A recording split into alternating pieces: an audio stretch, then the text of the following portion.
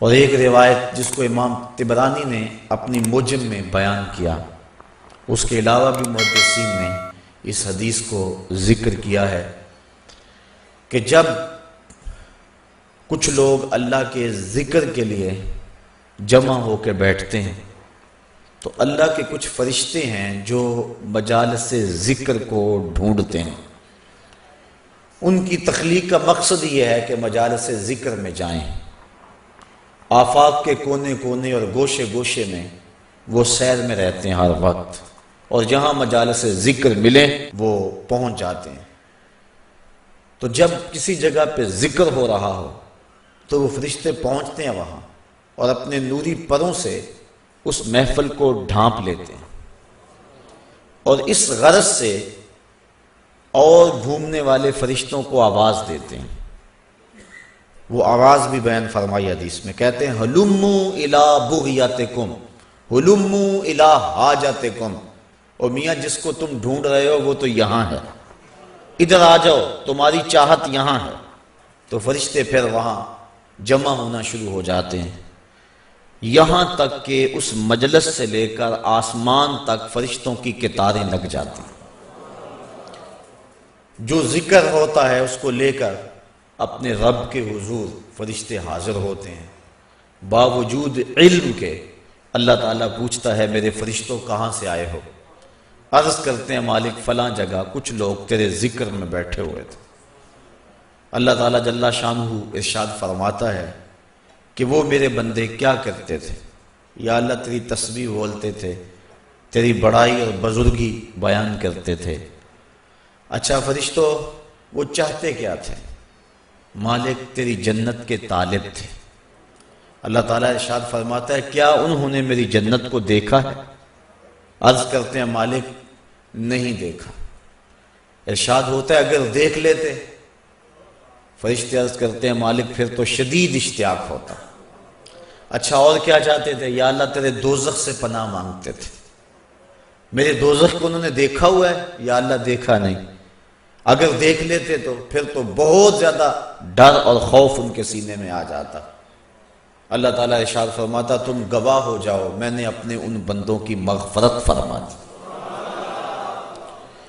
جب فرشتوں کو یہ مجدہ جاں فضا ان بندوں کی بخشش و مغفرت کا ملتا ہے تو وہ عرض کرتے ہیں کہ مالک اس مجلس کے اندر کچھ لوگ اس غرض سے نہیں آئے تھے، مجلس میں موجود کچھ لوگوں سے انہوں نے ملنا تھا، تو وہ ان کے انتظار میں آ کے مجلس کے کونے میں بیٹھے رہے کہ جب وہ فارغ ہوں گے تو ہم ان سے ملیں گے۔ تو ان کا مقصد اور مقصود اس میں آنا نہیں تھا۔ تو اللہ تعالیٰ ارشاد فرماتا ہے کہ میرے بندو میں نے اپنے ان بندوں کو بھی بخش دیا۔ کیوں؟ ہم القوم لا یشقی جلیسہم، کہ یہ ذکر کرنے والے ایسی قوم ہیں کہ جن کے پاس بیٹھنے والا بھی بدبخت نہیں رہتا ہے۔ اٹھ فریدا ستیا تے میلا ویکھن جا، وت کوئی بخشیا مل جاوے تے تو ہی بخشیا جا۔ کہا یہ میرے ذکر والے بندے وہ ہیں کہ جن کے پاس بیٹھنے والا بھی بدبخت نہیں رہتا ہے۔ حضرت خواجہ محمد امین شاہ رحمۃ اللہ تعالی علیہ آپ اللہ تعالیٰ جل شانہ کہ انوار و تجلیات کا تذکرہ کر رہے تھے اور اہل اللہ کی صحبت اور مجلس میں بیٹھنے کے فیض کو بیان کر رہے تھے۔ ایک شخص جو عقل کے بل بوتے پہ سوچنے کا عادی تھا وہ کہنے لگا جو شخص ذکر کرتا ہے اس کو تو برکت ملے گی، لیکن جو پاس بیٹھا ہے اس نے تو ذکر کیا ہی نہیں تو اس کو برکت کیسے ملے گی؟ تو آپ نے فرمایا کہ صحبت کا فیضان اسے بھی پہنچا، لیکن وہ ماننے پہ نہیں آ رہا تھا۔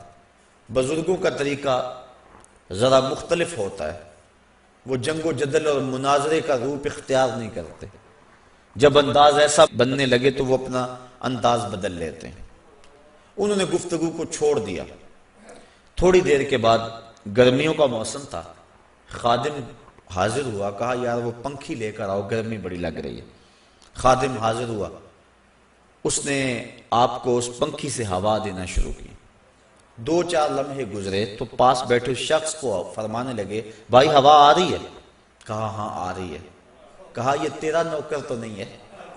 یہ تو ہوا مجھے دے رہا ہے، لیکن جب یہ ہوا مجھے دے رہا ہے تو محروم پاس بیٹھنے والا بھی نہیں رہ رہا۔ تو جب یہ اتنا فیاض ہے، یہ ایک عام شخص کہ اس کے فیض سے تو محروم نہیں ہے، تو اللہ کے فیض سے محروم پاس بیٹھنے والا کیسے رہ سکتا؟